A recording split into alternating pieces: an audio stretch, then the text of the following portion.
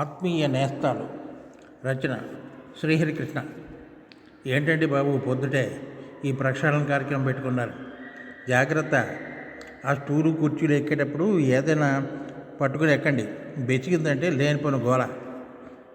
అలా చెప్పే బదులు వచ్చి స్టూలు పట్టుకోవచ్చుగా. మీకు పని లేదని నాకు పని ఉంటుందా? పనామాయితో గిన్నెలన్నీ సర్దుకోవాలి. అయ్యగారికి పెట్రోల్లో డికాషన్ తీయాలి. అవి రోజు ఉండే పనులేగా. ఓ పెద్ద పనులని నువ్వే చేస్తున్నట్టు వేధపోతులు నువ్వును. ఆ పని ఆపి ఇల్లరా, ఇదిగో ఈ మూట అందుకో, చాలా బరువు ఉంది. ఏం వజ్రాలు వైడూర్యాలు దాచారు అమ్మగారు. బొద్దికలు తెగ పెరిగిపోయాయి. అన్నీ క్లీన్ చేసి ఓ బాటిల్ హిట్ కొడితే కానీ చచ్చేటట్లేవు. వస్తున్నా, ఉండండి. నెమ్మదిగా ఇవ్వండి. ఏమున్నాయో ఏమో, నిజంగానే చాలా బరువుగా ఉందండి. ఏముంటాయి నా బొంద, నీ పాత చీరలు ప్లాస్టిక్ కవర్లు ఉంటాయి. ఆపండి, ఎప్పుడు చూసిన వాటి కూడా. అరే, ఏ అల్మారా అన్నా తెరిస్తే చాలు, ప్లాస్టిక్ కవర్లే కవర్లు. నే పోతే నన్ను కాల్చడానికి కట్టెల ఖర్చు అసలే ఉండదు నీకు. అన్ని ఉంటాయి ఇంట్లో. సగం ఇల్లంతా వాటితోనే నిండిపోయింది. ఆపుతారా? నేను వెళ్ళి నా పని నేను చూసుకోమంటారా? నువ్వు వెళితే నీ మొగుడు ఎవడు చేస్తాడు ఈ పనులు? వారం రోజుల నుంచి సతాయిచ్చేస్తున్నావు. బూతులు దులపండి, ఆ బొమ్మలు కూడా తుడవండి అని ఏదో బుద్ధిబుద్ధి చేస్తుంటే నేను వెళ్ళనా అని అంటావా? వారం రోజుల నుంచి చెప్తే ఇవాళ తిరిగి అయింది అబ్బాయి గారికి. ఇవాళ 3 వచ్చింది, చేస్తున్నా. ఆపేయమంటావా? వద్దులే, ఎప్పుడైనా నేనేగా చేయాలి. సర్లే, ఇదిగో ఈ పెట్టె నెమ్మదిగా పట్టుకో. అమ్మయ్యా, అట్టపెట్టెలు, పాత టేబుల్ ఫ్యాను అన్నీ దించేశా. ఓ కప్పు కాఫీ నా మొహాన్ని కొడితే వాటిలో పనికిరానివన్నీ తీసేసి ఓ పక్కన పెడతా. ఏమిటే బయట పిల్లల గోలా? ఇవాళ ఆదివారం కదా, పిల్లలంతా వచ్చి ఆడుకుంటున్నారు. సర్లే, వాడ ఆనందాన్ని మనం ఎందుకు జరగొట్టాలి కానీ. అబ్బా, ఒళ్ళు పచ్చి పుండయిందే. రాత్రికి నోరు పుక్కిలిస్తేనే కానీ ఈ ఒళ్ళు నొప్పులు తగ్గేటట్లేవు. ఏమే రాజ్యం, పుక్కిలిస్తున్నా? వేధభేషలు వేస్తే ఊరుకునేది లేదు. పుక్కిలిస్తారట, పుక్కిలిస్తా. ప్రతి దానికి వేధవ కోడి భాష మీరును.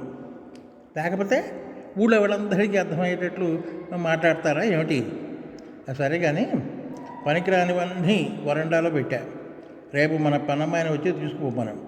అమ్ముకుంటే దానికి కనీసం 100 రూపాయలన్నా వస్తాయి. మనది, ఆ పెద్దాడిది, చిన్నాడిది, అమ్మాయిది పెళ్లి ఆల్బమ్స్ అన్నీ తీసి హాల్లో అల్మారాలో పెట్టా. అంటుంటే ఫోన్ రింగ్ అయింది. ఫోన్ వచ్చింది, తీసుకురా.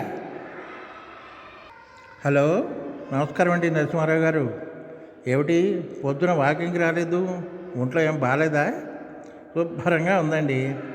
మా ఆవిడ వారం రోజుల నుంచి చెప్తోంది, పండగొస్తుంది, ఇంట్లో అక్కడక్కడ బూజు ఉంది, దులపండి అని.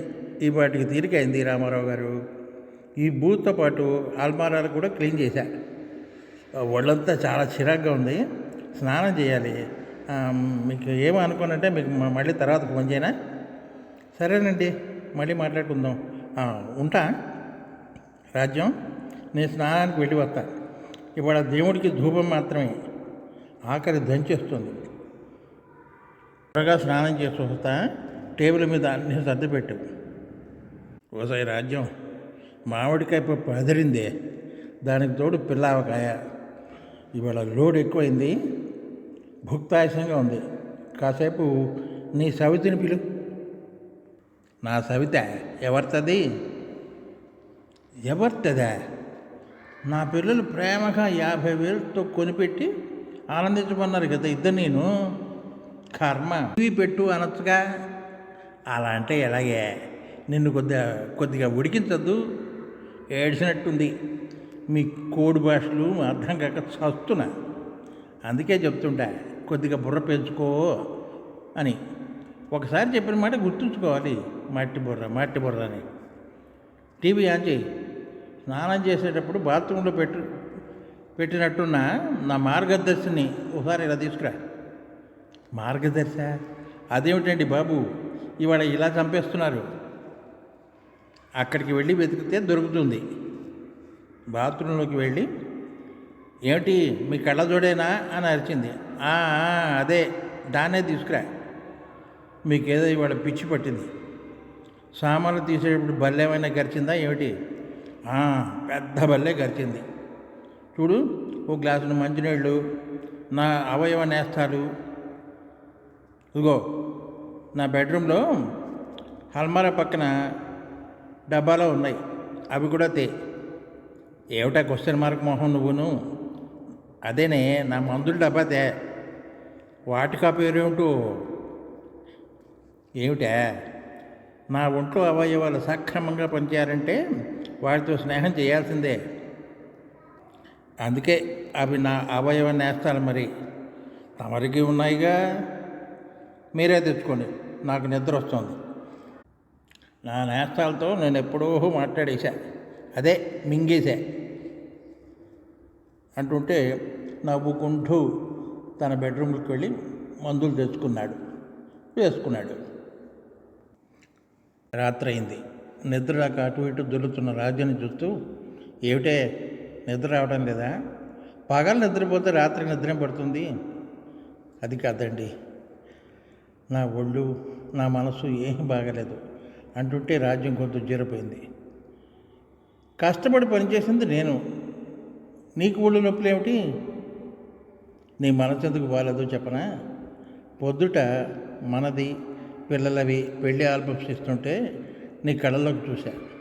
అప్పుడే అనుకున్నా, రాత్రికి కుళాయి తిప్పుడు కార్యక్రమం గ్యారెంటీగా ఉంటుంది అనుకున్నా. పిల్లలు గుర్తుకొచ్చారు కదూ? అవునండి, అందరినీ చూసి 3 ఏళ్ళైంది. ఎంత వీడియో కాల్లో చూసినా వాళ్ళని పట్టుకుని హత్తుకున్న తృప్తే వేరు. వాళ్ళు నా తొడ మీద పడుకుంటే వాళ్ళ జుట్టులోకి వేళ్ళు కొనిచ్చి రాస్తూ ఉంటేను, వాళ్ళు అడిగినవన్నీ వండి పెడుతుంటేను ఎంత తృప్తిగా, ఎంత ఆనందంగా ఉంటుందో. నాకైతే మీలాగా మాటల్లో చెప్పడం రాదు కానండి, చాలా చాలా ఆనందిస్తానండి నేను. పోన్లే, ఓ పని చేయరాదు, వాళ్ళనే హత్తుకున్నాను అనుకుని ఊహించుకుని నన్ను హత్తుకో, సిగ్గు లేకపోతే సరి అంటూ నెత్తి మీద మొట్టికాయ వేసిన రాజ్యం చేయి పట్టుకుని, అమ్మయ్య, అమ్మగారు కొద్దిగా కుదుట పడ్డారు. ఉండు, నేను వెళ్ళి ఆల్బమ్స్ తీసుకొస్తా, అవి చూసిన తర్వాత పుక్కిలింతటి కార్యక్రమం మొదలెడతా. ముందు ఎవరి ఆల్బమ్ చూద్దాం? అందరివి చూద్దామండి. అందరివినా? ఉసాయ్, ఒక్కొక్క దాంట్లో కనీసం 100 ఫోటోలు ఉంటాయి. అవన్నీ చూసేటప్పటికి తొలికోడి కొక్కరకో అంటుందే. పోన్లేండి, ఈ విధంగానైనా మీ బుక్కులింత కార్యక్రమానికి రద్దు అవుతుంది ఈ రోజుకి. ఇది మరీ అన్యాయమే. ఓ పని చేద్దాం, మనది అమ్మాయి పెళ్ళి ఆల్బము చూద్దాం, పెద్దాడిది చిన్నాడిది రేపు చూద్దాం. చాలామంది అంటుండగా విన్నానే, వేలకి వేలు ఖర్చు పెట్టి ఫోటోలు ఆల్బమ్స్ చేయిస్తాం, పెళ్ళైన ఓ 2 నెలలు చూస్తాం, వచ్చిన వాళ్ళందరికీ చూపిస్తాం, ఆ తర్వాత అవి అటక మీదకో బీరువాల మీదకో వెళ్తాయి అంటూ ఉంటారు. పెద్దాళ్ళైన తర్వాత కానీ వాటి విలువ తెలియదే. అవి చూస్తుంటే ఎంత ఆనందం వస్తుంది.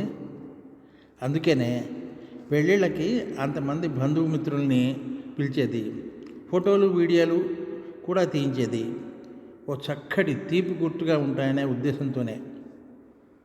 ఏది ఒకసారి మన పెళ్ళి ఆల్బమ్ ఇవ్వు. మన పెళ్ళి ఆల్బంలో ఒక విషయం ఉంది, అదేమిటో చూసి చెప్పవే, నీకు బుర్ర ఉంటే. అంతా తిరగేసి, అప్పుడు మీరు పీనుగులాగా ఉన్నారు, ఇప్పుడు బాణపట్టేసుకుని గొన్నేనుగులాగా ఉన్నారు. మరి తమరు ఆ పెళ్లి కూతురి గెటప్లో నల్ల నేరేడు పండుకి తెల్ల రంగు పూసినట్లుగా ఉన్నావు. అవేవి కాదు, కానీ ఇంకోసారి చూసి చెప్పు. నాకు అర్థం కాలేదు, మీరే చెప్పచ్చుగా.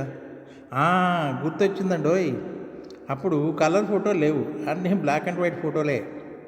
అది కూడా కాదు, ఇంకా నీ వల్ల కాదు, కానీ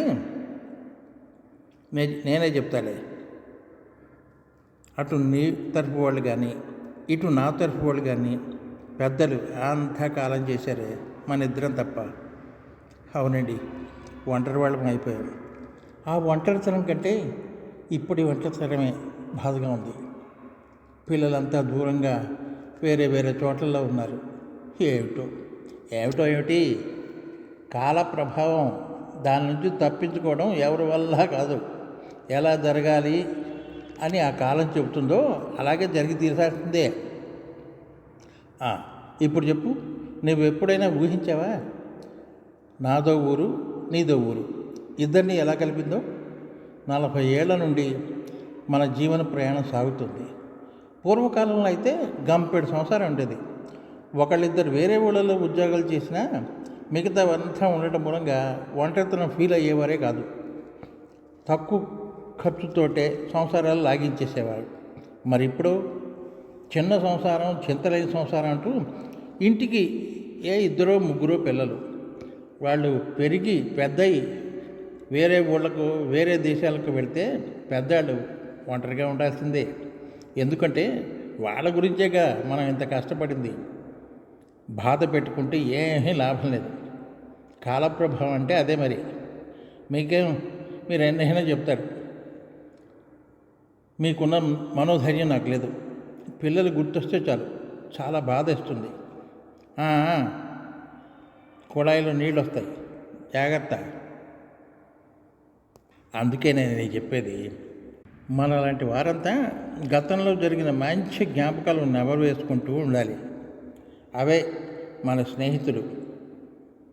చెడు జ్ఞాపకాలు శత్రువుకి ఎంత దూరంగా ఉంటే అంత మంచిది.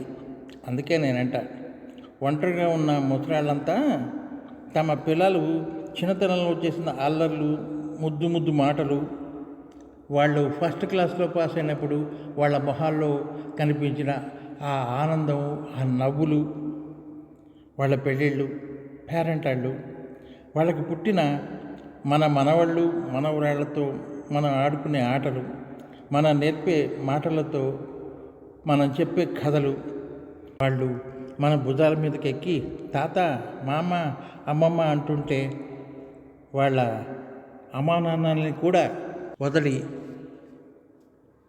మనతో వారు గడిపే సమయాలు, ఇలాంటివన్నీ ఊహించుకుంటూ కాలం గడిపిస్తే దాంట్లో ఉన్న సుఖం, సంతోషం, తృప్తి, ఆనందం ఇంకా వేటిలోనే ఉండదే రాజ్యం. అవునంటావా కాదంటావా?